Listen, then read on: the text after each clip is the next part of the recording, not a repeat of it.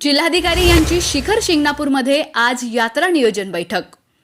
शिखर शिंगणापूर यात्रेमधील होणाऱ्या गैरसोयी जिल्हा प्रशासन टाळणार का? शिंगणापूरमधील रस्ते मोकळा श्वास घेणार का? पाहुयात सविस्तर बातमी। अखंड महाराष्ट्राचे कुलदैवत असलेल्या शिखर शिंगणापूर येथे जिल्हाधिकारी जितेंद्र डुडी यांची आज नियोजन बैठक पार पडत आहे। प्रांताधिकारी तहसीलदार यांनीही एक बैठक घेतली होती। त्यांनी घेतलेल्या बैठकीनुसार उचित कार्यवाही झाली का हे पाहण्यासाठी जिल्हाधिकारी बैठक घेणार आहेत। शिखर शिंगणापूरमधील अतिक्रमणे, पाणी टंचाई या दोन गोष्टींवर ठोस कार्यवाही व्हावी अशी मागणी शिंगणापूरकर आणि भाविकांमधून होत आहे। कावडीधारक, मानकरी, ध्वजकरी, भाविक शिखर शिंगणापूरमधील सुविधाबाबत टाहू फोडत असतात। नियोजन करून सुद्धा मोठा अभाव शिखर शिंगणापूर यात्रेत जाणवत असतो। गेल्या वर्षी तर आरोग्य विभागाच्या बेजबाबदारपणामुळे आणि वाहतुकीच्या कोंडीमुळे एका भाविकाला आपले प्राण गमवावे लागले होते। यात्रा परिसरात एकही वाहन येणार नाही याची दक्षता घेणे आवश्यक आहे। शिंगणापूरमधील वाढती अतिक्रमणे ही इथली स्थानिक ग्रामपंचायत आणि प्रशासनाची डोकेदुखी आहे।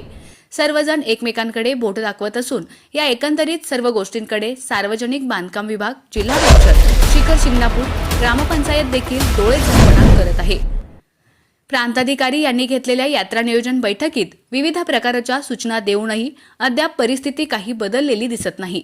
या ठिकाणी असलेली अतिक्रमणे ही निघालीच पाहिजेत, अन्यथा प्रशासनास गतवर्षीसारखा वाईट अनुभवास सामोरं जावं लागेल। त्याचबरोबर सध्या पाणी टंचाईची मिशन समस्या उभी आहे।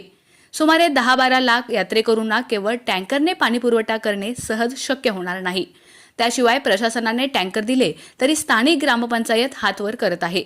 डिझेल देण्यासाठी ग्रामपंचायतीकडून असमर्थता दर्शवण्यात येते।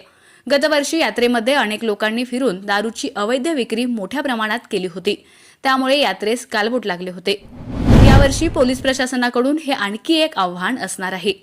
या एकंदरीत प्रकारावर जिल्हाधिकारी आज तोडगा काढणार का? वाढती अतिक्रमणे आणि पाणी टंचाईच्या प्रश्नांवर जिल्हाधिकाऱ्यांमार्फत कोणता निर्णय घेतला जाणार हे पाहणे आजच्या बैठकीसाठी उत्सुकतेचं ठरणार आहे। आपला आवाज न्यूज नेटवर्कसाठी एकनाथ वाघमोडे, दहिवडी।